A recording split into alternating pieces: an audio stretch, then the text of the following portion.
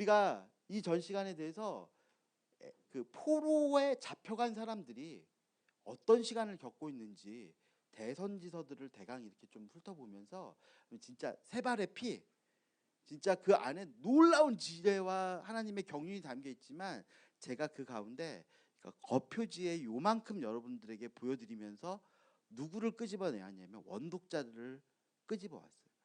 그 소식을 듣는 사람들, 그들이 열왕기를 읽고 있다는 거예요.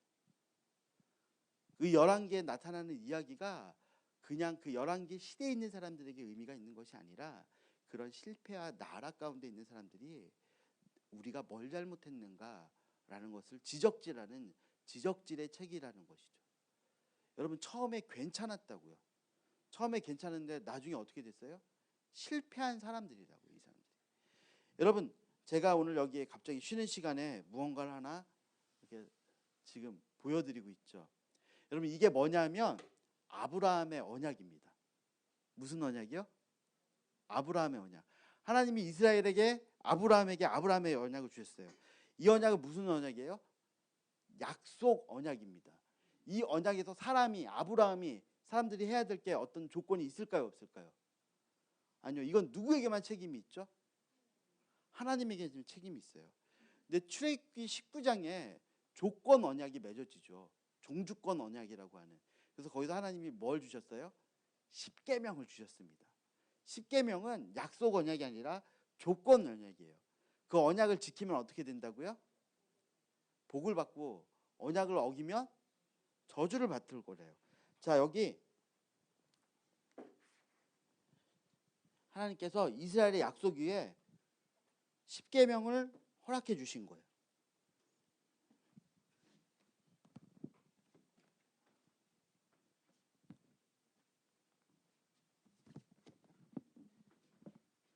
(1계명부터) (4계명까지) 하나님에 대한 법이었고요. 그리고 5계명부터 6계명부터 10계명까지는 이스라엘에 대한 법이에요. 이게 뭐였다고요? 조건 언약이라고요.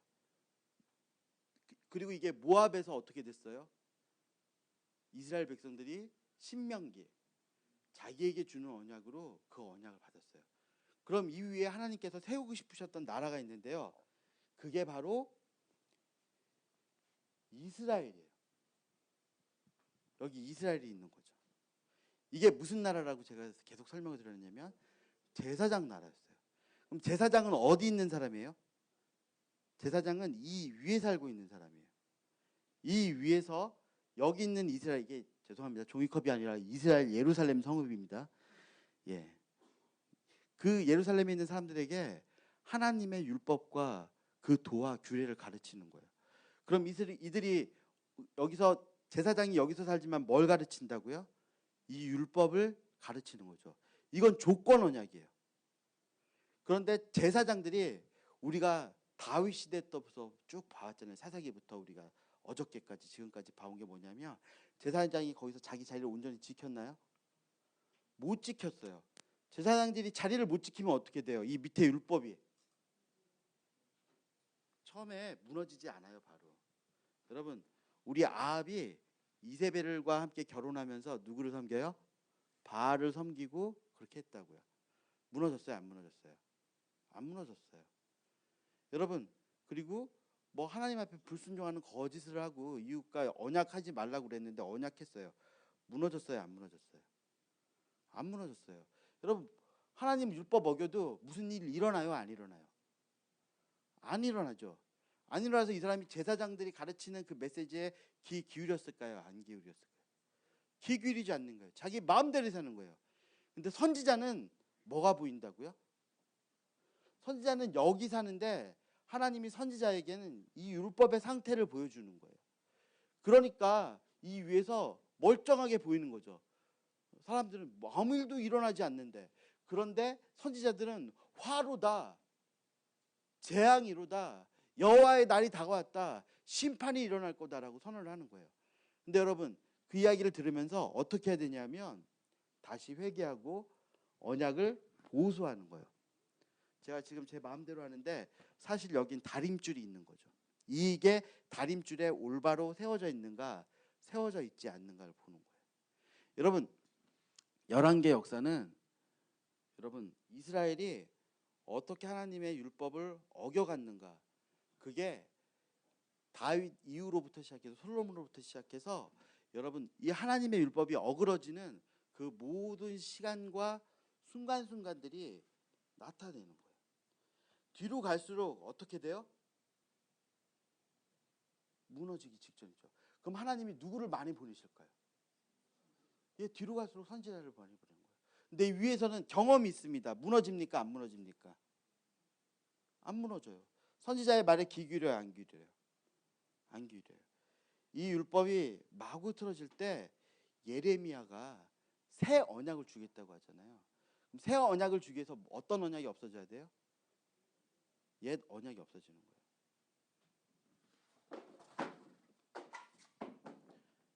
언약이 무너졌어요. 이스라엘이.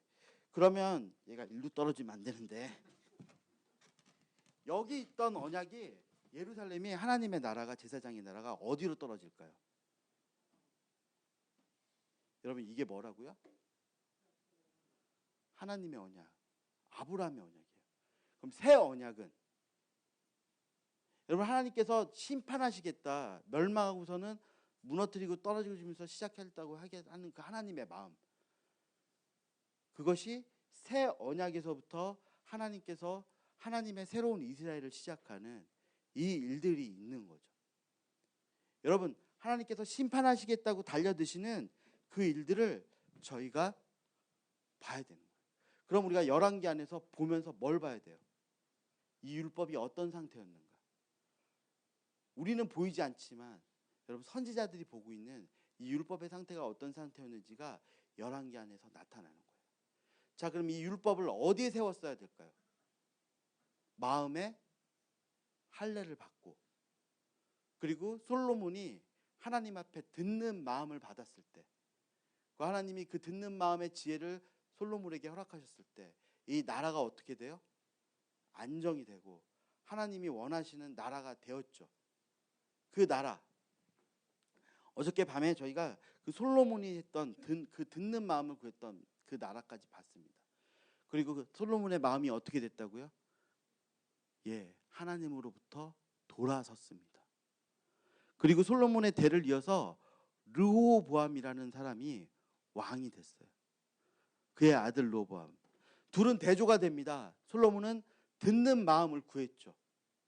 그리고 르호보암은 듣는 마음이 없습니다. 자, 우리 열왕기상에서 솔로몬의 마음이 돌아선 그 이후부터 한번 11장으로 가서 한번 보도록 하겠습니다. 자, 여러분 이 그림을 잘 기억해 주세요. 오늘 저녁부터 시작되는 여러분 모든 선지서 안에 여러분이 여기서 했던 그 몇 번 다시 무너질지 모르겠지만 하나님이 무너졌을 때 약속 언약에서 시작해 주시거든요. 근데 거기서 또 하나님은 뭘 하냐면 약속하자고 하세요. 또 이스라엘과 약속을 하고, 또 이스라엘의 약속이 무너지면 하나님은 또 약속하는 그 일들을 우리가 좀 보도록 하겠습니다. 예, 솔로몬이 듣는 마음을 하나님으로부터 마음이 돌아섰을 때 하나님이 솔로몬에게서 10지파를 끊어내어서 이스라엘을 남북으로 나누시기로 결정한 것 같아요. 그래서 선택한 사람이 누굽니까? 여로보암입니다. 그럼 여로보암은 누구를 만났어요? 선지자 아히야를 만났습니다. 우리 선지자 아히야에게 하나님께서 너에게 10지파를 맡긴다는 그 지파에 대한 이야기를 들었어요. 그리고 11장 37절부터 38절까지 우리 같이 읽어보도록 하겠습니다. 열왕기상 11장 37절부터 38절까지입니다.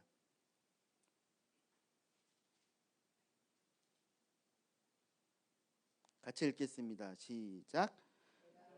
취하리니 너는 내 마음에 원하는 대로 다스려 이스라엘 위에 왕이 되되 내가 만일 내가 명령한 모든 일에 순종하고 내 길로 행하며 내 눈에 합당한 일을 하며 내 종 다윗이 행한 같이 내 율례와 명령을 지키면 내가 너와 함께 있어 내가 다윗을 위하여 세운 것 같이 너를 위하여 견고한 집을 세우고 이스라엘을 내게 주리라. 네, 39절에 보면 제가 읽을게요. 내가 이로 말미암아 다윗의 자손을 괴롭게 할 것이나 영원히 하지는 아니하리라 하셨느니라 한지라라고 이야기해요. 여러분, 여로보암 1세가 들었던 이 하나님의 언약이 여러분 다윗의 언약하고 비교했을 때 어떠세요? 차등이 있고 떨어지나요? 안 떨어지나요? 안 떨어집니다. 너는 내 마음대로 다스려라 이스라엘 위에. 그리고 다윗의 길을 행해서 그렇게 다스리면 다윗에게 함께했던 것 같이 내가 너에게 어떻게 하겠다고요? 함께하고 내 집을 영원하게 하겠다라고 하나님이 약속해 주셨어요. 그럼 여로보암은 하나님으로부터 축복의 말씀을 들은 거죠. 축복의 말씀을 들었어요. 그런데 여러분, 르호보암에 의해서 이스라엘이 나뉘어지는 사건은 건너뛰고 12장 25절 그의 왕국이 안정되고 그 하나님이 하신 말씀이 완성되고 난 다음에 여로보암의 마음에 어떤 일이 있었는지를 저희가 보도록 하겠습니다. 12장 25절 제가 읽겠습니다. 여러분 눈으로 한번 따라와 보십시오. 25절부터 27절까지 여로보암이 에브라임 산지에 세겜을 건축하고 거기서 살며 또 거기서 나아가서 분우엘을 건축하고 그의 마음에 스스로 이르기를 나라가 이제 다윗의 집으로 돌아가리로다. 만일 이 백성이 예루살렘에 있는 여호와의 성전에 제사를 드리고자 하여 올라가면 이 백성의 마음이 유다 왕된 그들의 주 르호보암에게로 돌아가서 나를 죽이고 유다의 왕 르호보암에게 돌아가리로다 하고 라고 말하고 있어요. 여러분, 하나님의 말씀이 있었잖아요. 그럼 11장에서 하나님이 여로보암에게 해주신 언약의 말씀이 있었다고요. 축복의 말씀이. 그런데 12장에 보면 왕이 되었을 때 마음에 스스로 이르기를, 그 다음에 누구의 마음을 보는 거예요? 백성의 마음을 보는 거예요. 여러분, 마음이 시키는 대로 하면 안 돼요. 여러분, 우리의 생각이 시키는 대로 하면 안 되고 우리의 마음이 시키는 대로만 안 되는 거죠. 여러분, 듣는 마음, 하나님의 마음, 하나님이 말씀하신 것이 여러분 삶의 기준이 되어야지 마음이 시키는 대로 가면 안 된다는 거예요. 지금 그런데 여기 지금 여로보암이 누구의 말을 듣고 있는 거예요? 하나님이 말씀하셨던 그 축복의 말이 아니라 지 마음에 일어나는 지 말을 듣고 있다고요. 그래서 28절에 보면 이에 어떻게 하고 계획하고 두 금송아지를 만들고 무리에게 말하기를 너희가 다시는 예루살렘에 올라갈 것이 없도다. 이스라엘아, 이는 너희를 애굽 땅에서 인도하여 올린 너희의 신들이라 하고라는 거예요. 여러분, 하나님이 축복해 주시고 너 여기서 왕이 되어라, 다윗처럼 다스려라, 그럼 다윗에게 한 언약을 내가 너에게 똑같이 주겠다라고 보증해 주셨는데 그가 그 마음이 일으키는 대로, 마음이 시키는 대로 한 결과가 뭐예요? 계획해서 금송아지 2개를 만들어서 이게 뭐라고요? 하나님이다. 너희를 애굽 땅에서 인도해낸 그 신이라가 아니라 신들이다 라고 얘기하는 거예요. 그래서 하나는 베델에 두고 하나는 단에 두었다라고 얘기해요. 30절에 보면 이 일이 뭐가 되었다고요? 죄가 되었으니 이는 백성이 단까지 가서 그 하나에게 경배함이더라 라고 말해요. 여러분, 이스라엘 땅에 있는 레위인들이 이걸 용납했을까요? 용납하지 않았습니다. 그래서 들고 일어났죠. 어떻게 됐어요? 여로보암에 의해서 다 쫓겨났어요. 그래서 이때 쫓겨난 북이스라엘의 그 레위인들이 어디로 갔냐면 여러분 예루살렘으로 왔습니다. 근데 르호보암은 하나님 앞에서 바른 왕이 아니었잖아요. 근데 이때 쫓겨온 레위인들에 의해서 여러분 다시 부흥이 일어나요. 쫓겨온 레위인들 때문에. 자, 그런데 그럼 북이스라엘의 레위인들이 다 어떻게 된 거예요? 쫓겨났죠. 그래서 어떻게 됐냐면 31절에 보면 그가 또 산당들을 짓고 레위 자손 아닌 누구로? 보통 백성으로 제사장을 삼고 8째 달 곧 그 달 15째 달로 절기를 정하여서 유다의 절기와 비슷하게 하고 제단에 올라가되 베델에서 그와 같이 행하여 그가 만든 송아지에게 제사를 드렸으며 그가 지은 산당의 제사장을 베델에 세웠더라. 그가 자기 마음대로 정한 달 곧 8째 달 15째 날로 이스라엘 자손을 위해 절기를 정하고 베델에 쌓은 제단에 올라가 분향하였더라라고 말해요. 여러분, 그때는 이스라엘의 왕이 없었기 때문에 자기 소견에 옳은 대로 행하였더라. 여러분, 분명히 그 이야기가 지금 여기 다시 반복되고 있는 것을 저희가 볼 수 있죠. 자기 마음대로, 자기 소견대로 행하고 있는 거예요. 여러분, 이게 길이 되었어요. 그래서 이 열왕기에서 이 여로보암 이후에 여러분, 그가 다윗의 길로 행하였더라. 그리고 나머지 한 길은 무슨 길이에요? 저가 여로보암의 길로 행하였더라는 거예요. 다윗도 하나님의 축복의 말씀을 들었습니다. 그런데 다윗은 하나님의 심판의 말씀을 듣고도 하나님이 정해주신 그 길로 갔었던 사람이죠. 하나님 앞에 온전히 서서 기름 부음을 지키셨다. 여로보암도 하나님에게 기름 부음 받은 왕이었어요. 하나님의 다윗의 언약과 같은 똑같은 축복의 말씀을 들었던 왕이었다고요. 그런 그가 마음의 길로 걸어갔어요. 그리고 그 뒤에 있었던 왕들이 누구의 길을 따라 걸어가요? 여로보암의 길을 따라 걸어가요. 원독자들이 왜 여기 와 있는 줄 아세요? 바벨론에? 그 길이 어디서부터 시작되는 줄 아세요? 하나님은 축복해 주셨지만 한 사람의 불순종, 한 사람의 마음이 시킨 그 일들을 따라서, 그런데 그 한 사람이 왕이었어요. 그 길 끝에 여러분, 이 현상, 우리가 겪고 있는 이 고난이 와 있는 것이죠. 구조로 보면 이렇게 됩니다. 마음에 스스로 이르기를 이 백성의 마음이 나를 떠날 것이다 라고 이야기해서 계획하는 거죠. 그리고 그것과 대칭이 되는 부분에 그가 자기 마음대로 백성을 위하여 절기를 정하였다라고 말합니다. 두 금송아지를 베델과 단에 두었고 제 레위인 아닌 제사장을 베델에서 제사장으로 삼았어요. 그게 뭐가 되었다고요? 이 일이 죄가 되었다라고 이야기합니다. 여러분, 흰 눈이 곱게 내린 이른 아침에 여러분 문을 열었더니 아무도 밟지 않은 땅이 있어요. 여러분, 그 길에 여러분이 첫 번째 발자국을 내딛었습니다. 그리고 그 길을 따라서 행하여 걸어갔어요. 그러면 여러분, 그 다음에 눈을 뜬 사람이 나와서 문을 열고서는 길을 갈 때 어떤 길을 따라갈까요? 처음에 났던 그 발자국을 따라서 걸어가는 거죠. 근데 첫 길을 걸어가던 사람이 걸어가다가 여기 그 눈에 파묻힌 데서 미끄덩이 가지고 밑에 떨어졌다고요. 그럼 뒤에 걸어가는 사람은 그 사람이 넘어진 자리에서 또 어떻게 될까요? 그 사람도 미끄러지겠죠. 그 일이 일어나고 있다고요. 여로보암이 그 길을 걸어가고 그 뒤에 걸어갔던 왕들이 그 길에서 또 미끄러지고 그 일들이 일어나고 있다는 것을 볼 수 있어요.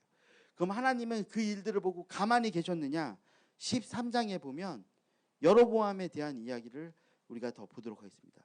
13장 1절부터 3절에 보면 베델의 단들을 향해서 하나님의 사람이 여러분 그 예루살렘에서부터 유다에서부터 하나님의 사람이 여로보암의 제단의 곁에 와서 그 분향하는 그 베델의 단에서 분향하는 여러분 그 여로보암 왕에게 선언합니다. 뭐라고 선언하냐면 2절에 보면 13장 2절에 하나님의 사람이 제단을 향하여 여호와의 말씀으로 외쳐 이르되 제단아 제단아 여호와께서 이와 같이 말씀하시기를 다윗의 집에 요시아라 이름하는 아들을 낳으리니 그가 내 위에 분향하는 산당 제사장을 내 위에 제물로 바칠 것이요 또 사람의 뼈를 내 위에 사르리라 하셨느니라 하고, 그리고 그날에 뭐요? 징조를 이야기하죠. 그래서 그 징조가 말하는 것이 그날에 그가 징조를 들어 이르되 이는 여호와의 말씀하신 징조라 제단이 갈라지며 그 위에 있는 재가 쏟아지라 하며. 여러분, 선지자가 참 선지자인지 거짓 선지자인지 어떻게 알 수 있어요? 징조가 일어날 때, 그 말씀이 일어날 때. 그랬더니 그가 명하는 대로 어떻게 됐습니까? 여러분, 단이 깨어졌어요. 근데 그때 단 위에서 분향하던 여러분 여로보암 왕이 그 제단이 깨어져서 부시는 걸 만졌습니다. 그의 손이 어떻게 됐습니까? 나병이 들었습니다. 희게 되었어요. 그런데 그 하나님의 사람이 다시 징조로 외쳐서 여러분 이야기했을 때 왕의 손이 여러분 다시 회복되는 것을 볼 수 있어요. 그럼 여기서 선지한 이 예언자의 말이 이루어질 거라는 거예요, 안 이루어질 거라는 거예요? 이루어질 거라는 거죠. 여러분, 정확히 300년 후에 이 일이 성취가 됩니다. 열왕기하 23장 16절에 보면 다윗의 왕가에 요시야라고 이름하는 왕이 있어서 그 요시야 왕이 여러분 그 제단을 파괴하는 일을 합니다. 그리고 난 다음에 여러분 그 여로보암 왕이 그 하나님의 사람을 자기의 집으로 데리고 들어가서 우리에게서 떡과 물을 마십시오, 쉬십시오라고 할 때 하나님이 뭐라고 했다고요? 떡도 마시지 말고 물도 마시지 말고 왔던 길로 오지 말고 다른 길로 돌아가라고 말씀하셨다라고 이야기해요. 그리고 그 하나님의 사람이 돌아가는 길에 누가 나타납니까? 베델의 한 늙은 선지자가 나타납니다. 그리고 이 사람이 거짓말을 하죠. 나도 하나님의 사람이다. 하나님의 사람이고 지금 이 일들이 일어나고 있는 것이 하나님의 뜻이고 당신이 우리 집에 들어와서 먹고 마시라고 하나님이 말씀하셨다라고 얘기해요. 그래서 그 하나님의 사람이 그 집에 들어가서 먹고 마시니까 뭐라고 얘기해요? 갑자기 얼굴을 바꾸고 왜 하나님의 말씀을 어겼느냐라고 대누해서 직책을 합니다. 그랬더니 이 사람이 일어나서 나가죠. 나가다가 어떻게 돼요? 죽었어요. 예, 이 사람의 삶 우리가 잘 이해가 안 되는 것 같아요. 그런데 여러분 여기서 한 가지 반복되고 있는 패턴이 있는 거 아시겠어요? 이 선지자가 말한 건 다 이루어졌다고요. 징조를 말하면 징조가 이루어졌고 병이 고쳐졌고 그리고 하나님이 하지 말라고 그런 그 일을 그가 했을 때 그 하나님이 경고한 대로 그 일이 일어났어요. 그럼 이 사람의 13장에 나타나는 이 사람의 사역 가운데 일어나지 않은 사건은 뭐가 하나 있을까요? 요시야가 하는 그 일이 일어나지 않은 거예요. 그리고 그 요시야가 와서 이 제단을 무너뜨리는 일마저도 심지어는 열왕기 하에서 이루어지는 거죠. 선지자가 이런 사람이다. 그러면 여러분 이 선지자의 삶을 우리가 어떻게 이해할까요? 불쌍한 사람, 하나님의 쓰임받고 단물 쪽쪽 빨리고 버려지는, 죽음당하는, 아무짝에도 쓸모없는 실패한 사람 같으신가요? 저는 그런 해석, 이 사람에 대해서 그런 이야기를 하고 하나님 너무하신 거 아닙니까? 라는 이야기를 하는 사람들을 종종 만났습니다. 그런데 그거 아시겠어요? 이 사람의 삶은 증거가 되는 삶이었습니다. 이 사람의 삶은 증거가 되고 표적이 되는 삶이었어요. 원독자들, 여러분 그 심판의 한가운데서 하나님의 음성을 듣고 선지자의 메시지를 듣고 돌이킵니다. 그럼 복 받을까요? 아니요. 하나님의 뜻을 듣고 하나님의 뜻대로 순종했습니다. 그럼 복 받을까요? 풀물불 가운데 던져지고 사자굴 가운데 던져진다고. 그 삶이 어떤 의미가 있어요? 여러분 여기서 보여주는 것은 뭐가 된다고요? 표적이 되고 하나님의 증거가 되는 그 삶, 그게 선지자의 삶이라고 이야기해 주는 거겠죠. 그리고 그 증거가 일어나고 있는 거예요. 여러분 그걸 우리가 평가할 수 있을까요? 이 사람이 불쌍하다, 불쌍하지 않다? 여러분 우리의 시선으로 보면 안 되는 것이죠. 우리가 나중에 천국에 가면 이 하나님의 사람이 어떤 모습일지 저는 궁금합니다. 여러분도 나중에 천국에 가시면 하나님 나라에서 이 사람이 어떻게 있는지 한번 눈으로 확인하셨으면 좋겠습니다. 우리의 삶의 모습이 땅에서 규정되어지지 않습니다. 우리의 삶은 하늘에서 규정되어지는 것을 믿으시기 바랍니다. 네, 여러분 이런 일이 일어났어요. 여로보암이 죄를 지었을 때 하나님이 누구를 보내셨다고요? 진짜 하나님의 사람을 보내셨다고요. 그 진짜 하나님의 사람이 보내서 그의 증거가 다 이루어졌다고요. 다 이루어졌는데 여러분 33장과 33절과 34절을 함께 읽어보도록 하겠습니다. 시작. 여로보암이 이 일 후에도 그의 악한 길을 떠나 돌이키지 아니하고 다시 일반 백성을 산당의 제사장으로 삼되 누구든지 자원하면 그 사람을 산당의 제사장으로 삼았으므로 이 일이 여로보암 집의 죄가 되어 그 집이 땅 위에서 끊어져 멸망하게 되니라. 이게 뭐가 됐다고요? 길이 됐다고요. 그 뒤에 있는 사람들이 이 길이 됐다고.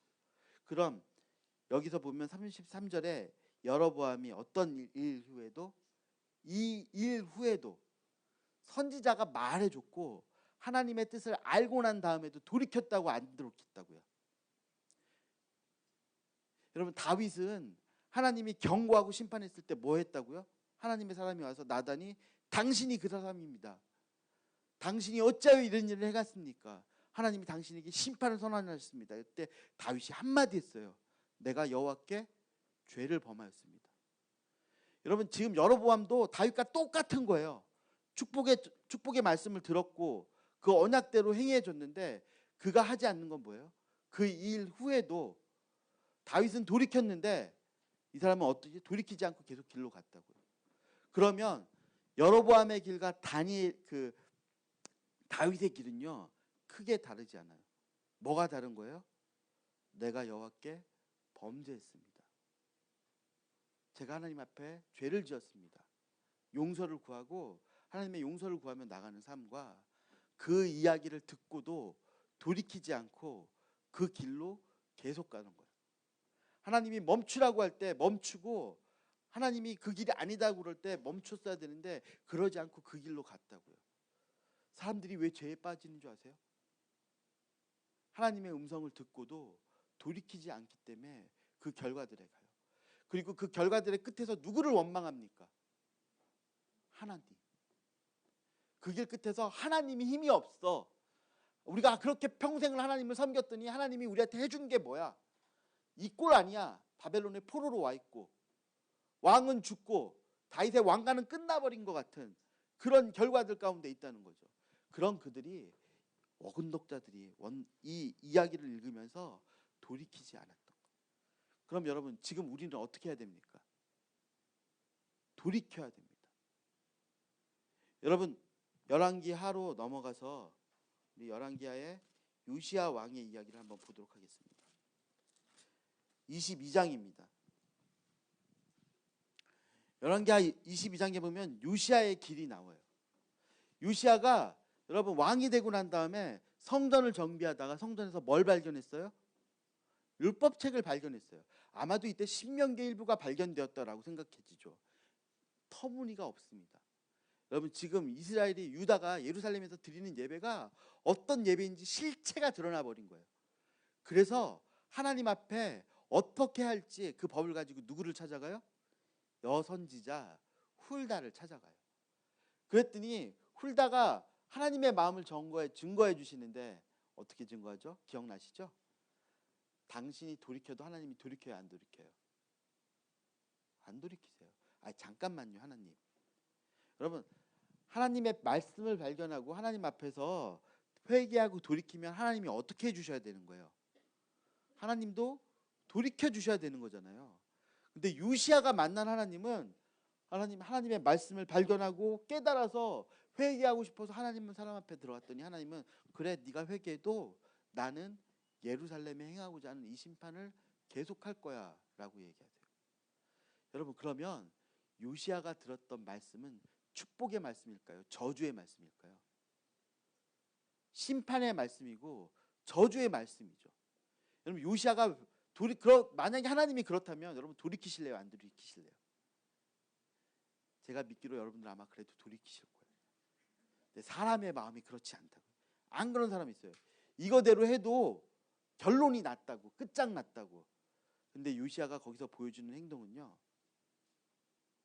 하나님의 뜻이 내가 너희를 심판할 거야 라고 했지만 하나님의 말씀대로 하나님의 뜻대로 행하는 요시야의 개혁을 볼 수 있어요.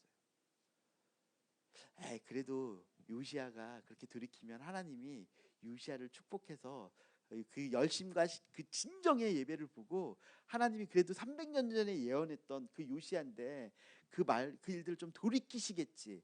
그런 기대가 우리에게 좀 혹시 있을지도 모르겠어요. 근데 요시야는 BC 609년에 나가지 않아도 되는 싸움, 굳이 지가 끼지 않아도 될 싸움에, 강대국의 싸움에 하나님의 뜻을 어쩌고 저쩌고 그러면서 껍질 떼고 나갔다가요 길거리에서 죽어요. 왕이 왕궁에서 죽는 게 아니라 왕이 어디서 죽는다고요? 노상에서 죽는다. 그리고 여러분 그리고 난 다음에 그의 삶 가운데 그가 개혁했던 그 개혁들이요 몹시 빠르게 원래대로 휙 돌아가 버립니다. 마치 고무줄을 쭉 늘어뜨려 놨다가 딱 끊어지면 원래 자리로 순식간에 돌아가 버리는 것처럼, 하박국을 보면 여러분 그 시대를 보면서 어찌하여 악인의 강포가 이렇게 심합니까? 의인의 그 경영의 경사가 이렇게 더덥습니까? 라고 말하는 것이 이 요시야의 죽음을 두고 말한 거죠. 여러분 세상의 눈으로 보면 이 사람 헛수고한 것 같습니다. 헛수고했어요. 하나님 뜻된다고 믿음이 어쩌고 저쩌고 넙죽대다가 아무 의미 없이 죽어버린 것 같다고. 예, 이스라엘은, 유다는, 예루살렘은 그의 사역과 상관없이 하나님이 정하신 대로 그 뜻 가운데 심판을 당해버렸습니다. 아무 힘도 없는 것 같아요. 그런데 저는 그렇게 포로로 잡혀갔던 그 다음 사람들의 신기한 사람들을 봅니다. 여러분, 므낫세가 다스렸던 시대, 아몬이 다스렸던 시대, 히스기야의 아버지였던 아하스가 저질렀던 죄악 때문에 예루살렘에 가증한 것이 가득하고 하나님의 율법을 알지 못했던 그 세대였는데, 포로로 잡혀갔는데 거기에 누가 있어요? 감사합니다. 다니엘, 사드락, 메삭, 아벳노크. 그들은 누구의 시간을 살았다고요? 걔들이 뭘 알아서 그렇게 결정했을까요? 그 꼬맹이들이. 에스겔. 여러분 제사장이 다 무너졌는데 에스겔이라는 사람은 여러분 하나님의 법을 온전히 아는 그 사람으로 그 시대 가운데 있고 있잖아요. 이 사람들은 어디서 태어났을까요? 여러분 요시야가 율법을 발견했을 때가 600 BC 622년이라고 저희가 추정을 합니다. 그러고 난 다음부터 16년이 지나면 예루살렘에 포로가 일어나는 605년 포로 사건이 일어납니다. 그러면 여러분 첫 번째 포로로 잡혀갔던 다니엘의 나이가 16살이라고 저희가 추정을 해본다면, 다니엘, 사드락, 메삭, 아벳노크의 나이가 소년이고 한 16살 정도 됐다라고 보통 추정을 하거든요. 그럼 걔들이 태어날 때 무슨 일이 있었던 거예요? 요시야가 율법을 발견했다고요. 그리고 짧은 기간이었지만 요시야가 개혁을 했던 시간이라고. 그리고 그 개혁을 통해서 누가 준비되었다고요? 하나님의 사람들이 준비되기 시작했다고요. 여러분 원독자들의 삶을 봅시다. 원독자들은 저주를 듣고 있어요. 심판의 한가운데 있습니다. 그리고 거기서 하나님의 말씀을 듣습니다. 저주의 끝에서 하나님을 만납니다. 그가 돌이켜도 하나님은 돌이키지 않고 그는 하나님이 정한 심판의 시간을 살아가야 되는 사람이에요. 돌이켜도 죽습니다. 돌이켜도 여러분 그 열강과 제국의 침략 가운데 불태워집니다. 돌이켜도 하나님은 돌이키지 않고 심판의 한가운데 있는 것 같습니다. 그런데 선지서의 메시지를 읽고 열왕기를 읽고 돌이키는 사람들의 삶이 어떤 의미가 있을까요?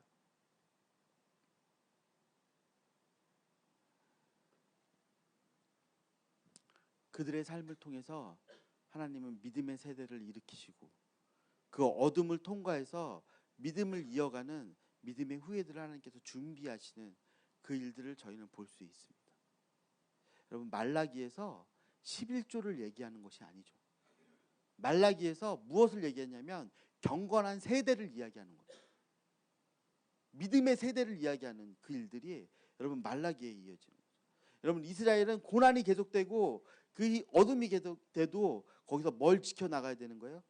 믿음을 지키며 하나님의 심판의 한가운데를 통과해서 시간을 살아가야 되는 거죠. 바벨론에서부터 예수 그리스도까지 14대의 시간 동안의 의미가 여러분 그 길 가운데 있는 것이. 그러면 11개 원독자들이 보고 있는 길은 세 길이 있습니다. 다윗의 길과 여로보암의 길이 제공이 됐어요. 그리고 여로보암의 그 길을 쫓아서 와서 결국 어떻게 됐어요? 끝장났다고요. 심판이 선언됐다고요.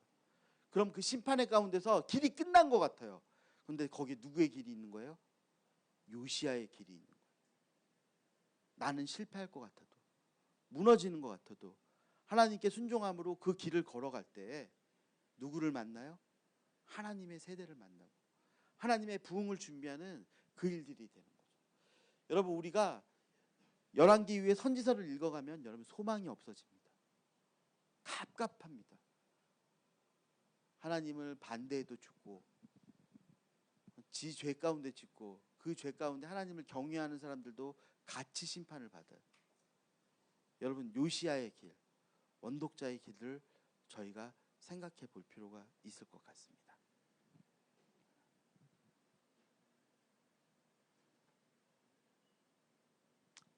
그 이후로 여로보암의 집에 심판이 선언되죠.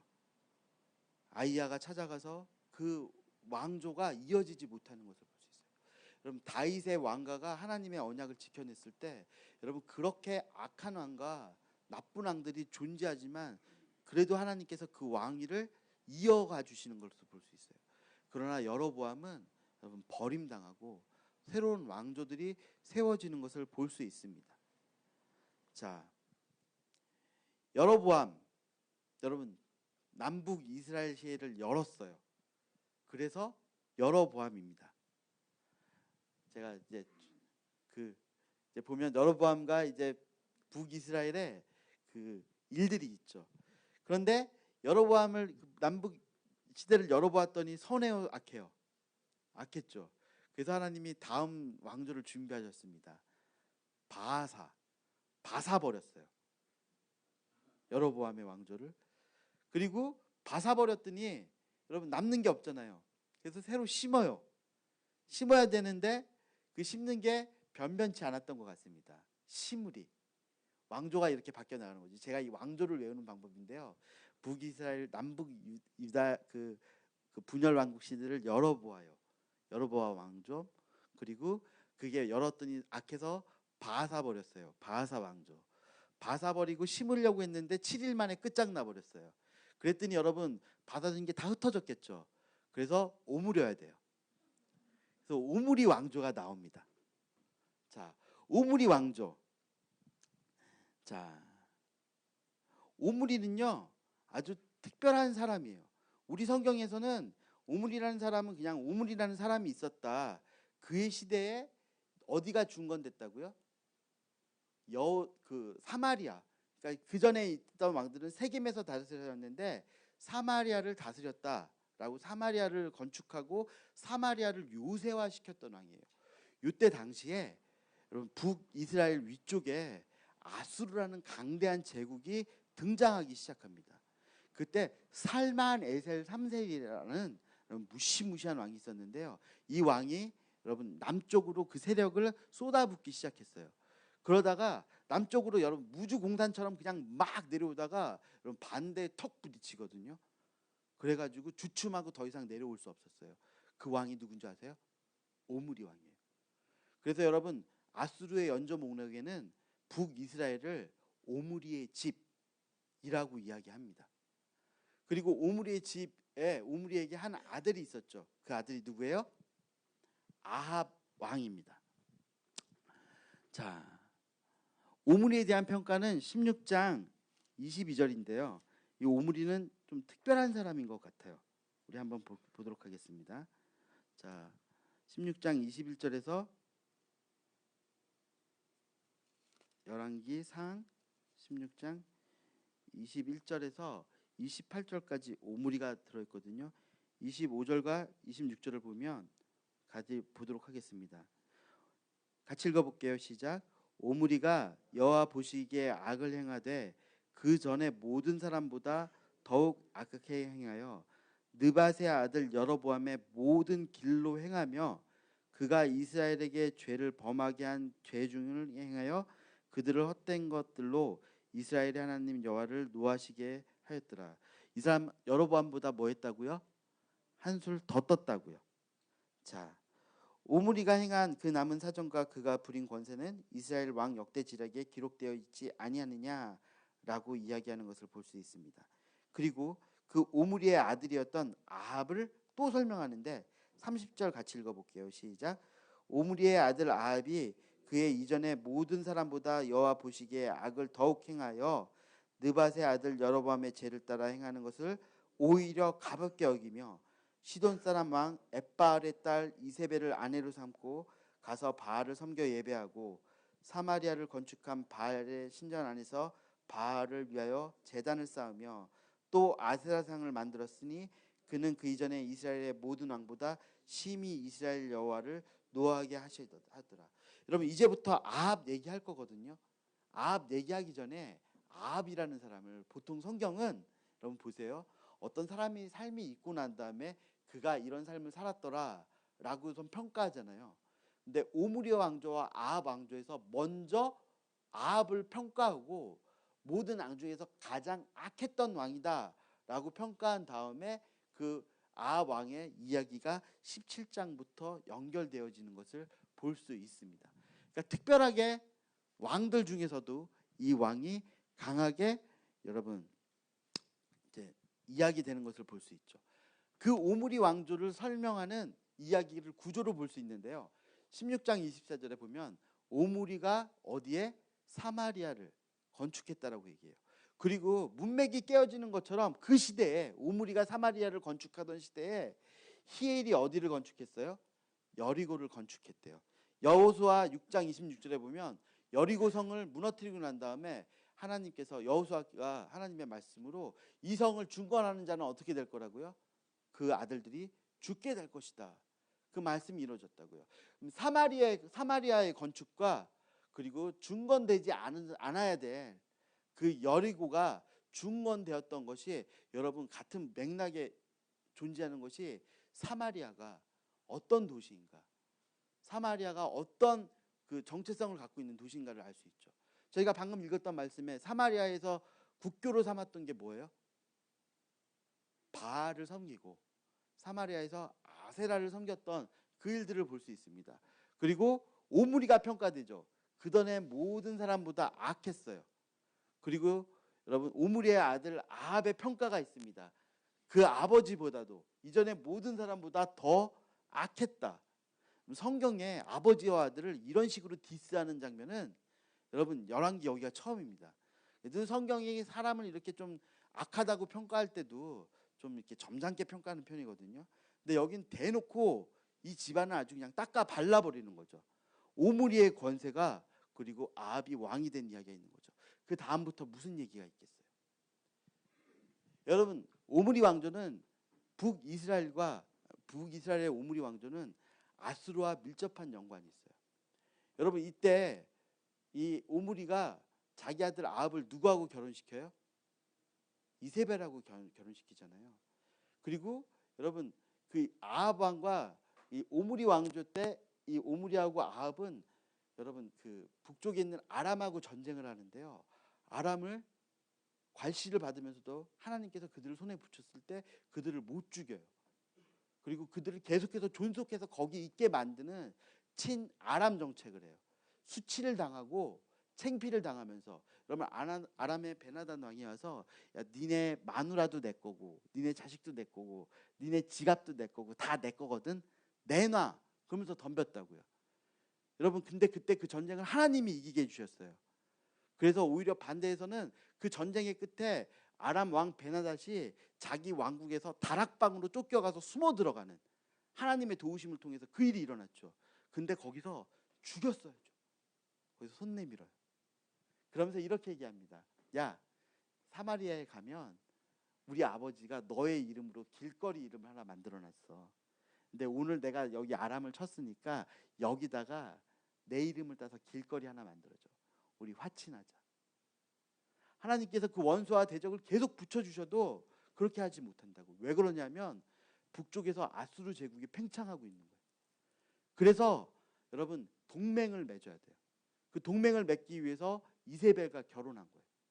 그리고 동맹을 유지하기 위해서 아람에게 여러분 수치를 당하면서도 그 아람 왕을 존속시켜놔요. 실제로 북이스라엘을 중점으로 한 12개의 민족 연합체가 존재했었다고 합니다. 그리고 아수르의 살만에셀 3세가 남쪽으로 침공했을 때 그 둘이 부딪혔고요. 그리고 아수르의 세력을 저지시켰어요. 여러분 아람왕과 화친하고 그리고 이세벨들을 존중해주고 여러분 바알과 아세라를 섬기는 게 왜 그랬는 줄 아세요? 국제 정세가 그랬다고요. 여러분 나 혼자 독불장군로 하나님을 섬기고 있으면 그게 안 되고요. 같이 힘을 합해야 됐다고요. 그래서 용납하고 그래서 허용하기 시작했어요. 그래서 여러분 아합 왕은요 정치로는 정말 잘했던 왕이에요. 그러나 성경은 뭐라고요? 그런 것 다 무시하고 그 사람을 악한 왕이다라고 표현하는 것을 볼 수 있습니다. 그의 집 이야기 볼 수 있죠. 아합의 시대는 하나님을 알 수 없었던 시대예요. 여러분 이 시대에 누가 등장을 해요? 아무도 등장을 하지 않죠. 어떤 제사장이 막아섭니까? 못 써요. 이때 누가 나타나요? 엘리야와 엘리사에가 나타나서 그 시대의 북이스라엘을 하나님의 가운데 있게 해요. 여러분 이미 여로보암 2세가 여러분 제사장들 다 여로보암 1세가 제사장들을 다 몰아냈기 때문에 제사장이 없으니까 이런 위대한 선지자가 나타나는 것을 볼 수 있습니다. 엘리야가 비가 오지 않을 것을 선포하죠. 여러분 이건 그냥 뭐 요놈 못된 놈들 한번 당해봐라 그리고 비가 오지 않는 것이 아니고요. 그 땅에서 우상을 섬기고 죄를 섬기면 하늘이 그칠 것이라는, 하늘에서 비가 그칠 것이라는 신명기 28장 24절의 말씀이에요. 그런데 더 재밌는 것은 비는 바알은 비의 신입니다. 여러분 이스라엘이 비를 섬겼는데 비의 신 바알을 섬겼는데 하나님이 뭘 그치게 했다고요? 비를 그치게 한 이 일을 볼 필요 있어요. 자 여기서 바알 신앙이 어떤 신앙인지 한번 볼 필요가 있을 것 같습니다. 여러분 바알 신앙은 바알과 아세라와 그리고 무트라는 죽음의 신이 연관되어 있는 신앙이에요. 여러분 이 신앙은 이렇습니다. 여러분 이스라엘의 그러니까 이스라엘 그 농경 사회에서 그 땅에 있는 가나안 족속들이 그 땅을 해석한 것인데요. 동남풍이 불어오면 땅이 어떻게 돼요? 건조해지잖아요. 그것을 죽음의 신 무트가 땅으로 올라서 죽음으로 온 땅을 다스리고 있다라고 생각을 했어요. 여러분 죽음의 신인 무트가 올라와서 땅을 건조하게 했을 때 여러분 신들이 회의를 열어요. 근데 신들이 회의를 열 때 어리버리한 신이 하나 있었습니다. 바알이라는 신이에요. 근데 바알이라는 신이 힘이 있었던 이유는 바알보다는 바알의 마누라가 있는데요. 바알의 마누라가 아세라예요. 아세라라는 여자 때문에 여러분 더 이렇게 힘이 있는 그런 신이 바알 신이었습니다. 근데 바알 신이 거기서 대표로 뽑혀서 누구와 전쟁을 하냐면 무트와 싸우러 가요. 근데 무트에게 어떻게 되냐면 죽어서 여러분 무트에게 붙들려 있습니다. 그래서 비가 오지 않는 거예요. 그럼 죽음 땅은 누가 뒤덮는 거예요? 예, 무트가 뒤덮고 있죠. 자 그러면 대지의 여신이 아세라거든요. 그러면 이 대지의 여신인 아세라가 바알 비의 신보다 힘이 더 세기 때문에 가서 누구를 구해 와야 되냐면 여러분 바알을 구해 와야 되는 거예요. 무트하고 싸워서. 근데 이 대지의 여신인 아세라가요 그냥 잠만 자고 있어요. 쫓아가서 여러분 그 왕을 구원하고 그 바알을 구원하고 되찾을 생각을 안 하고 멍청하게 그냥 골아 떨어져 있다고요. 그래서 이 여자를 깨워서 이 여자신을 지옥으로 내려보내서 거기서 바알을 구하게 하는 거예요. 그때 어떻게 하느냐? 예배를. 여러분 아세라 신을 섬기는 그 제사의 모습은 집단 섹스예요. 여러분 포르노를 보잖아요. 야동이라고 그런 거 보죠. 야동을 보면 어떤 마음이 밀겠어요? 의욕이 일겠죠. 여러분 그 남편이 지금 저 지옥에 가서 처박혀 있는데 이 아세라가 여러분 그냥 아무 생각도 없이 막 하고 있으니까 이스라엘 백성들이 아세라를 흥분시키는 거예요. 가나안 족속들이. 그 앞에서 춤을 추고 북을 치고 여러분 그냥 종교적인 간음을 그 앞에서 막 하면 여러분 이제 아세라가 그 소리가 시끄러워서 그걸 보다가 여러분 거기서 일어나고 있는 일을 보면서 이제 음욕이 돋는 거죠. 누가 필요해요? 남편이 필요해요. 그래서 쫓아 내려가 가지고 바알을 무트를 죽이고 바알을 데리고 와요. 바알이 데리고 오면 뭐가 내릴까요? 비가 내리죠. 그러면 대지의 여신인 아세라와 비가 만나면 거기 뭐가 생겨요? 곡식이 소산물이 생기는 거죠. 그럼 바알 신앙은 본질적으로 어떻게 했어요? 아세라 신앙은 음란한 거죠. 합법적으로 그 음란을 즐길 수 있는 게 그 아세라 신앙이라고요. 그거를 여러분 그 두로의 신앙이었는데 그걸 누가 가지고 왔다고요? 예, 그 바알 신앙이 골고루 있었는데 특별히 엣발의 딸 이세벨을 자기의 여러분 그 왕비로 삼아가지고요 거기서 그 일을 하는 거예요. 자, 그때 엘리야가 비를 멈추고 엘리야가 어디로 가냐면 사르밧, 오히려 그 신의 주둔지였던 그 사르밧, 두로야 시돈에 있는 시돈에 속한 사르밧에 가서 가우브의 기름병과 그리고 거기서 아들을 죽음에서 살리는 그 일들을 봅니다. 그리고 가부의 고백을 통해서 여러분 이스라엘은 바알을 섬기면서 고통받고 있는데 오히려 그 이스라엘 땅에 그 신을 수출한 그 시돈 땅에서는 그 과부가 하나님의 돌봄을 받고 하나님이 누구인지 선언하는 그 일어나는 것을 보죠. 3년이 지났어요. 그리고 아합에게서 이제 이 비를 지면에 내리는 것을 보여라라는 이야기를 듣고 돌아옵니다. 여러분 아합이 엘리야를 보고 이렇게 고백해요. 18장 17절 18절에 보면 이스라엘을 괴롭게 하는 자여 너냐? 여러분 누가 이스라엘을 괴롭게 하고 있나요? 아합이죠. 여러분 엘리야 괴로움의 이유를 이야기해줘. 여호와의 명령을 버렸고 바알을 따랐기 때문이에요. 여러분 그리고 거기서부터 우리가 너무나 잘 알고 있는 엘리야가 여러분 승리하는 이야기를 저희가 볼 수 있습니다. 그 면면을 살펴보진 않겠습니다. 그런데 여기서 여러분 엘리야가 뭐라고 이야기하는지 저희가 보죠. 18장 21절에 보면 너희가 어느 때까지 둘 사이에서 머뭇머뭇거리겠냐. 만일 여호와가 하나님이면 하나님을 따라라. 만일 바알이 하나님이면 바알을 따라라 라고 믿음의 결단을 요구하고 있는 엘리야를 볼 수 있습니다. 백성들이 한마디도 대답하지 않아요. 여러분 선지자가 누가 하나님이냐, 하나님 여호와가 하나님이냐, 바알이 하나님이냐 대답해다 따르라 그러는데 백성들이 어떻게 하고 있다고요? 따르지 않고 있다고요. 백성들의 대답 결국 하나님께서 그들 가운데 능력으로 증명해 주셨을 때 여호와 그는 하나님이시다라고 이야기한 17장 24절에 사르밧 가구에가 이렇게 말했습니다. 당신은 하나님의 사람이고 여호와의 말씀이 진실한 줄 아노라. 여러분 그 시절 가운데서도 하나님의 사람의 그 놀라운 일들을 저희가 볼 필요가 있을 것 같습니다. 그런데 그 사람이 어떻게 됐어요? 엘리야가 여러분 그 아세라의 신들과 바알의 신들의 제사장들을 여러분 쳐 죽이고 놀라운 승리를 했는데 그 승리 가운데서 여러분 이세벨이 엘리야를 죽이고자 하는 그 이야기에 여러분 엘리야는 광야로 쫓겨나갑니다. 그리고 유다에 속한 바알세바까지 도망을 해갔어요.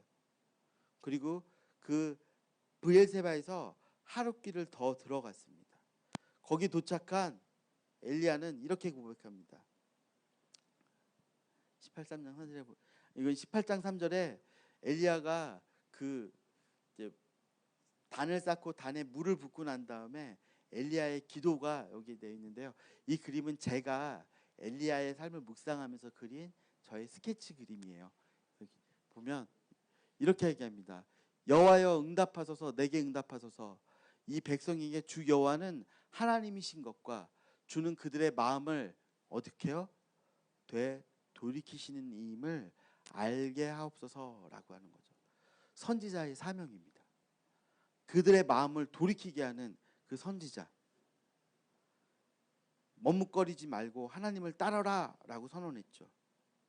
그리고 백성들이 하나님을 인정한 후 바알의 제사장을 모두 죽인 후에 바다 위에 손바닥만한 구름이 하나 떨어졌어요. 그리고 그 손바닥만한 구름에서 뭐가 내릴 거라고요? 큰 비가 내릴 거라고 얘기했어요. 여러분 원독자들의 상황을 보세요.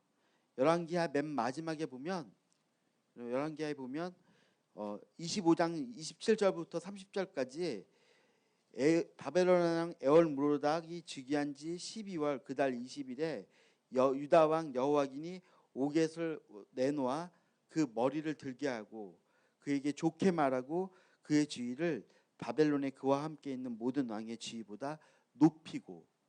여러분 포로 가운데 있는 사람들에게 이 여호와긴 왕이 풀려난 게 마치 손바닥만한 구름이 나와 있는 것 같은 그런 이야기로 소망이 되는 것을 볼 수 있습니다. 여러분, 이런 일 위에 쫓겨난 엘리야가 여러분 그 이세벨의 말에 의해서 브엘세바까지 갔죠. 브엘세바는 사람이 살 수 있는 남방 한계선이에요. 그러니까 브엘세바에서 더 들어가면요, 연중 강수량이 1년에 500리터 미하이기 때문에 사람이 살 수 없는 곳입니다. 근데 거기서 하룻길을 더 들어갔어요. 그리고 거기서 엘리야가 고백합니다. 내 생명을 거두어 주소서. 여러분, 외로운 마음으로 언약을 기억하고 내가 이렇게까지 싸웠는데 나는 우리 조상들보다 미련한 자입니다 라고 고백하는 모습을 볼 수 있어요. 여러분, 이 모습은 여러분 엘리야가 여러분 로뎀나무 아래서 슬퍼하며 하나님 앞에 죽여주기를 구하는 모습을 제가 그림으로 그려본 것인데요. 로뎀나무는 울창한 숲이 아니에요. 커다란 나무가 아니라 갈대 같은 조그만 잡목입니다. 그러니까 우리가 로뎀나무 밑에서 쉼을 얻는다는 게 큰 그림이 있는 것이 아니라 정말 쉼이 되지 못하는 곳, 조그만 갈대 같은 곳에 거기 처박혀 가지고 뭐라고 고백하냐면 자기가 죽기를 원하여 이르되 여호와여 넉넉하니 지금 내 생명을 거두시옵소서. 나는 내 조상들보다 낫지 못합니다 라고 이야기하는 것을 볼 수 있어요. 근데 하나님께서 거기서 엘리야를 돌보시죠. 까마귀들을 보내시고, 그리고 거기서 천사가 엘리야가 잠들었을 때 그를 어루만지고 공급해 주셨어요. 여러분, 하나님이 엘리야를 어디로 끌고 가시냐면 광야로 끌고 가시는 것을 볼 수 있습니다.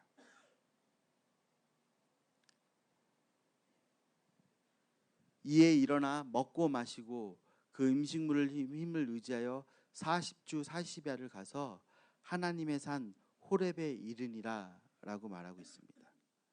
엘리야가 호렙산에 이르렀어요. 그리고 호렙산에서 엘리야는 하나님과 만나게 됩니다. 그 시내산이죠. 그 시내산 가운데 하나님이 네가 여기 어찌 있느냐라고 대답할 때 엘리야가 내가 어찌 여기 있느냐, 너 왜 이러고 있느냐라고 대답할 때 말씀하실 때 엘리야는 이렇게 말합니다. 저는 이스라엘 백성들이 당신과 맺은 언약을 저버리는 것을 보고 만군의 하나님 야훼를 생각하며 가슴에 불이 붙고 있습니다. 공동 번역으로 제가 써놓은 거거든요. 여러분, 가슴에 불이 붙고 있는 그 언약을 생각하면서 불이 붙고 있는 이 엘리야의 삶의 모습을 여러분이 한번 봐야 될 것 같습니다. 여러분, 하나님께서 엘리야에게 말씀하시고 엘리야를 돌아가게 하는 것을 볼 수 있어요. 근데 여기서 호렙에서 만났던 하나님이 엘리야와 만났던 장면을 저희가 기억해 봐야 되겠죠. 여러분, 불이 지나가고 바람이 지나가고 폭풍이 지나가는데 하나님은 거기 계시지 않으셨습니다. 그 이후에 조용하고 세밀한 목소리 가운데 하나님은 말씀하셨습니다. 여러분, 하나님의 음성, 언독자들이 기다리는 건 불 같고 바람 같고 폭풍 같은 역사를 흔들며 임하는 그 하나님의 말씀이시겠지만, 여러분, 엘리야가 들었던 하나님은 세밀한 중에 말씀하셨던 그 하나님의 음성인 것을 저희가 기억해야죠. 엘리야가 돌아와서 하나님으로부터 그 부름 받은 그 이야기를 하고 있는 것을 볼 수 있어요. 하사엘을 다메섹의 왕으로 세웠고, 그리고 예후를 북왕국의 왕으로 세웠습니다. 그리고 엘리사를 후계자로 세우는 모습을 볼 수 있어요. 하사엘은 열왕기하 8장 7절에서 12절까지 엘리사가 이 이야기를 하사엘을 왕으로 세우는 것을 볼 수 있어요. 원래는 베나다드의 신하였습니다. 여러분, 하사엘은 아수르의 연조 목록에 의하면 여러분 왕조를 소개할 때 오므리의 아들 아합, 누구누구의 아들 누구 이렇게 소개를 하거든요. 근데 하사엘은 아무의 아들도 아닌 하사엘이 아람의 왕이 되었다라고 언급하는 것을 볼 수 있어요. 그래서 이 일이 성취됩니다. 예후를 여러분 부왕국의 이스라엘의 왕으로 성취시키는 것을 볼 수 있어요. 그러면 아합의 집을 여러분 오므려 봤잖아요. 오므려서 놔뒀는데 예후가 좋지 않아서 예후가 그 왕조를 부셔뜨려 버립니다. 근데 예후가 죽일 때 아합 왕조를 무너뜨릴 때 어떻게 무너뜨려요? 이세벨의 집과 그리고 남유다에서 들어와 있는 남유다의 왕까지 그 함께 친인척 관계로, 그러니까 이세벨의 딸이 아달랴인데 아달랴가 여러분 남왕국 이스라엘 남유다의 왕비가 되어 있는 그 상태가 된 거죠. 예후가 이세벨과 그 아합 가족을 모두 죽여버렸어요. 그랬을 때 남유다의 아달랴가 여왕이 된 거죠. 아달랴가 그 타이밍을 노려서 유다의 왕들을 다 죽여버리고 자기가 왕이 됐어요. 그러면 북이스라엘의 예후와 남유다의 아달랴가 함께 할 수 있을까요, 없을까요? 함께 못하는 거죠. 그래서 남북 단절 시대가 왔습니다. 그런데 여기서 우린 이 예후 이야기를 좀 해드릴게요. 예후는 여러분 하나님께서 그 아합의 집을 심판하라고 그랬는데 그 심판보다 어떻게 하신 거예요? 도가 지나치게 심판하셨어요. 그래서 하나님이 예후의 집도 심판하시겠다고 하죠.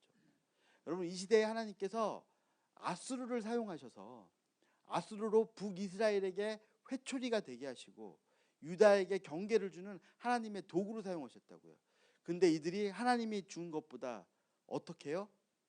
더 과하게 그 일들을 행하여서 하나님 앞에 행했기 때문에 하나님이 여러분 아수르를 심판하는 그 심판의 일들을 볼 수 있을 것 같습니다.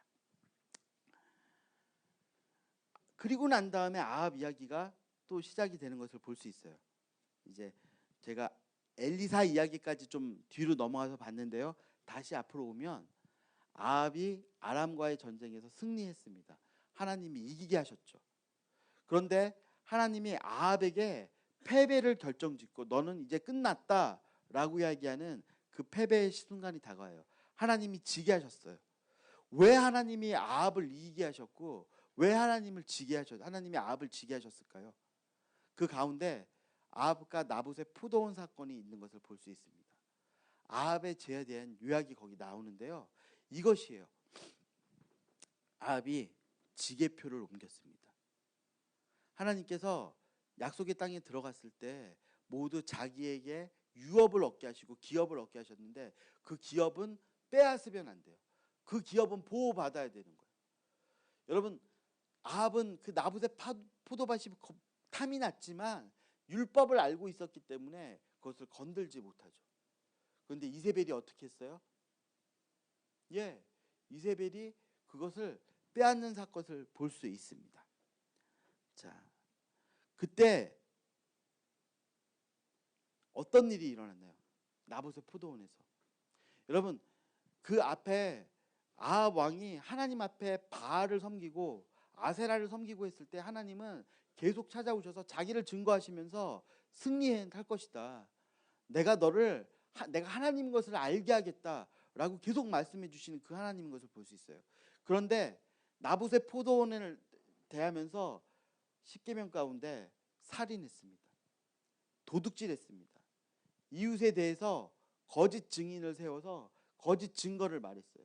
그리고 십계명에서 이웃의 집을 탐내지 말라고 그랬는데 탐내버리는, 여러분 그 1계명부터 4계명까지 하나님하고 연관된 것이 아니라 6계명부터 10계명까지 백성과 백성 사이에 그 하나님께서 주신 이웃과 이웃 사이의 법이 범해졌을 때 하나님께서 심판을 선언하고 있는 것을 볼 수 있습니다. 여러분 북이스라엘이 왜 멸망했을까요?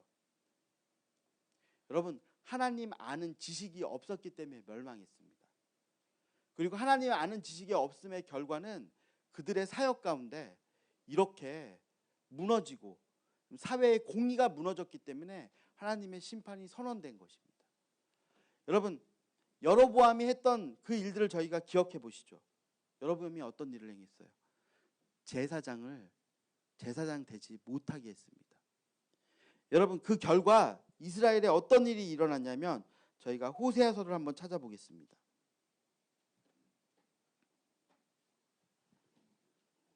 호세아서 2장 16절을 한번 읽어보시죠.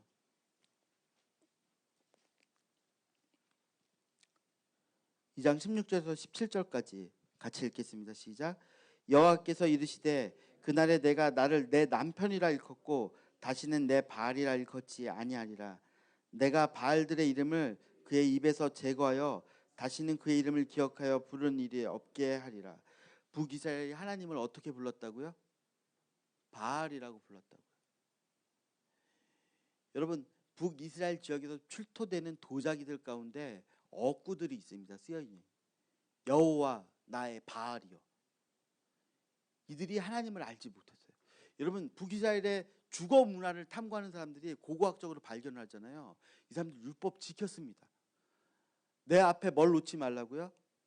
우상을 놓지 말라고 그래서 앞에 안 놓고 집에 들어가면 옆에 있어요, 우상이.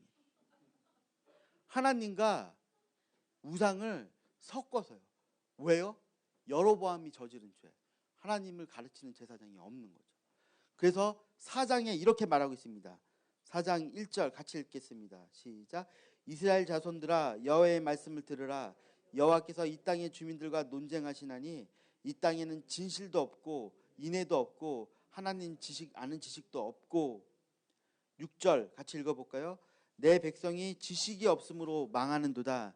내가 지식을 버렸으니 나도 너를 버려 내 제사장이 되지 못하게 할 것이요 내가 내 하나님의 율법을 잊었으니 나도 내 자녀들을 잃어버리리라.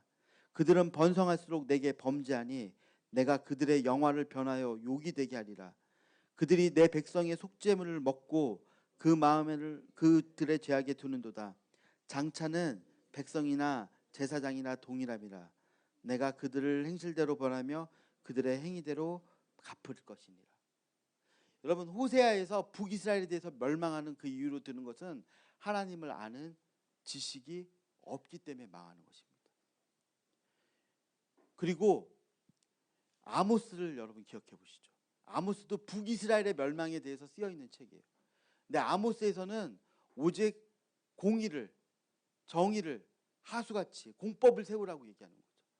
여러분, 하나님께서 이스라엘을 심판하시는 이유는 그곳 가운데 여러분 무너진 제사, 무너진 예배 때문에, 그리고 그들 가운데 무너진 사회 공의 때문에 하나님께서 심판을 선언하시는 모습을 볼 수 있습니다.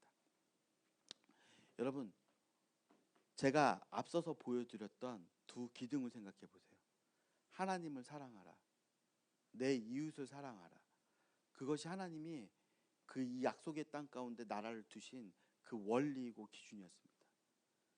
그런데 그것 가운데 그것이 무너졌을 때 하나님께서 그 언약을 치우고 새롭게 시작하시자라고 이야기하는 모습을 볼 수 있어요. 북이스라엘이 하나님을 아는 지식에서, 그리고 하나님의 사람들이 하나님의 사람답게 살 수 없을 때에 하나님께서 심판을 선언하시고 무너져 내리는 그 모습을 보았습니다. 원독자들은 여러분 다시 무너진 세상 안에 살고 있습니다. 그리고 예레미야나 열왕기를 통해서 그들이 어디에 와 있는 것을 볼 수 있죠.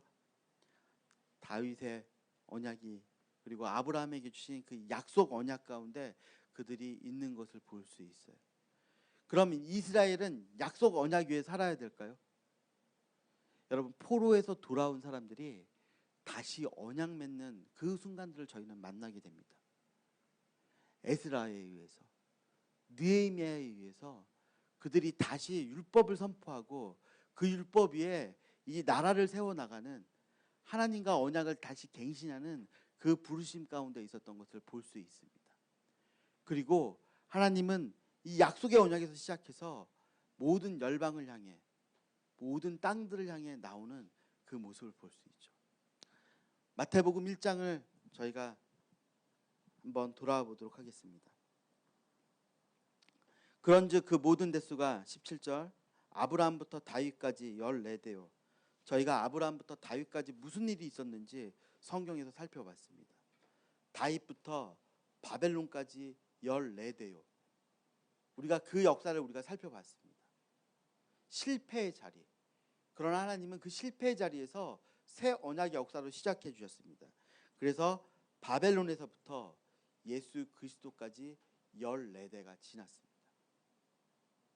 그리고 마태복음 앞에 나와 있는 족보에 하나님이 그 아브라함부터 예수 그리스도까지 하나님은 어떤 분이셨냐면 함께 해주시고 그리고 죄사해 주시었던 분이었습니다. 그러면 이스라엘일 수 있었던 건 하나님의 함께 하심과 하나님의 죄사함 때문입니다. 그리고 예수님의 정체성, 예수는 자기 백성을 죄에서 구원할 자, 임마누엘, 하나님이 우리와 함께 하십니다라는 고백으로 시작하는 분이십니다. 그리고 마태복음 28장까지 세상 끝날까지 예수 그리스도로부터 시작해서 세상 끝날까지 함께 하시고 죄사하는 그 역사가 예루살렘에서 시작해서 온 유대와 사마리아와 땅끝까지 이르러 내 증인이 되는 그 역사 가운데 일어나는 것을 볼 수 있습니다.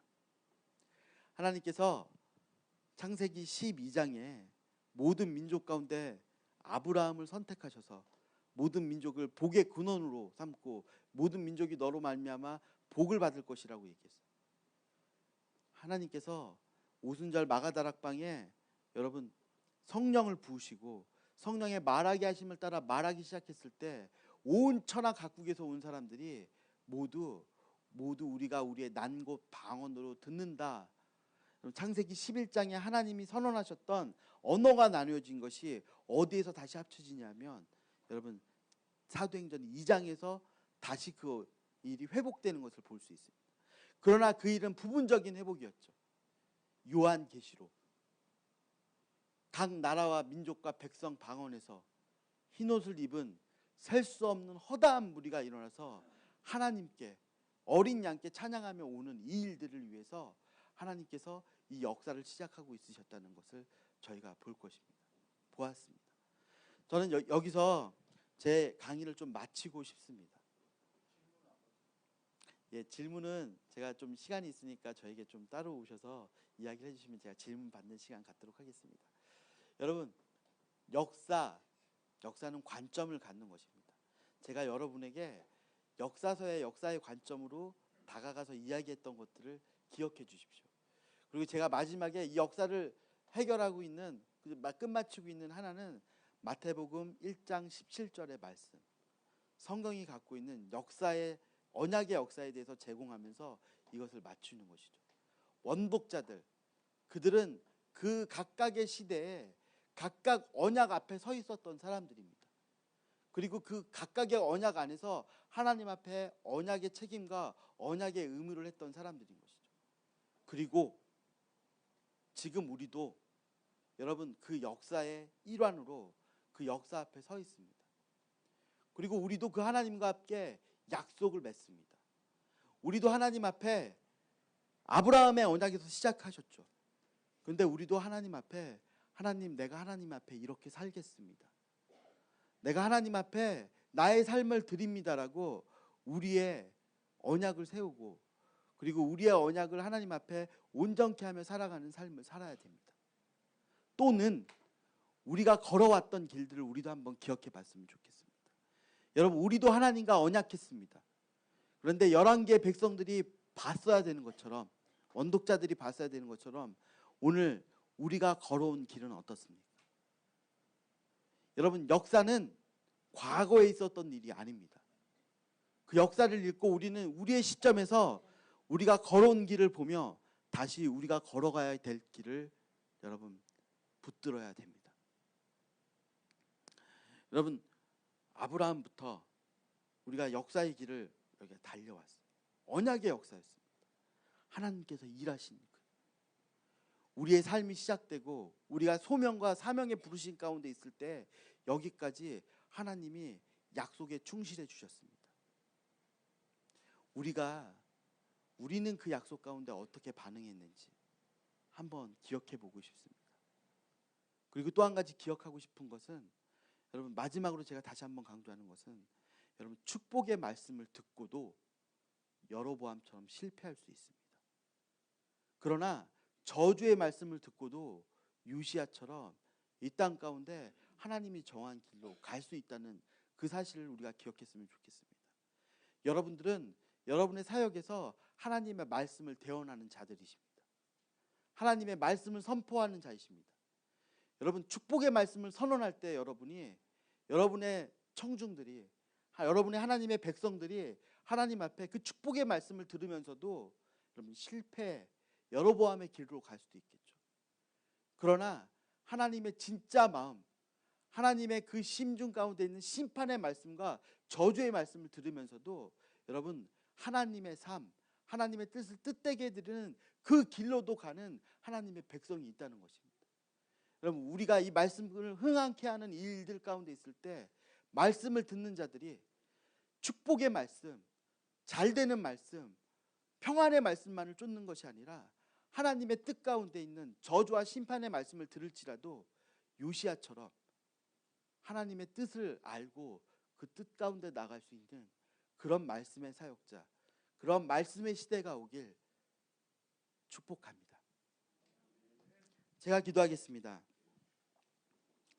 하나님 함께 하시고 죄사하는 역사로 시작해 주셔서 감사합니다. 언약을 맺어 주시고 우리 이렇게 하찮은 저희들과 언약을 맺으시고 우리와 동행해 주셔서 감사합니다. 하나님 저희가 이 언약 가운데 살고 있음을 기억하게 하여 주시옵소서. 하나님 우리가 잃어버린 언약들, 하나님이 우리가 우리의 삶에서 언약을 맺어놓고도 돌이키지 않고 우리 마음대로 걸어왔던 이 길의 끝에서 다시 그 언약을 만날 수 있도록 도와여 주시옵소서. 그래서 하나님 우리가 습관처럼 박혀있는 축복을 쫓아가는 것이 아니라 하나님의 뜻, 하나님이 원하시는 삶, 하나님이 있으라고 한 곳, 하나님이 증명하는 그 삶 가운데 살아가는 사람들이 될 수 있도록 도와여 주시옵소서. 그래서 우리에게 기름 부어 주시옵시고 우리가 그 기름 부음을 지켜나가기 시작할 때에 하나님 우리와 동행하여 주시옵소서. 우리의 입술을 사용하여 주셔서 이 땅에 하나님의 말씀이 흥황케 되어지는 그 역사가 일어나길 간절히 소망합니다. 감사합니다. 예수님의 이름으로 기도드렸습니다. 아멘. 수고하셨습니다.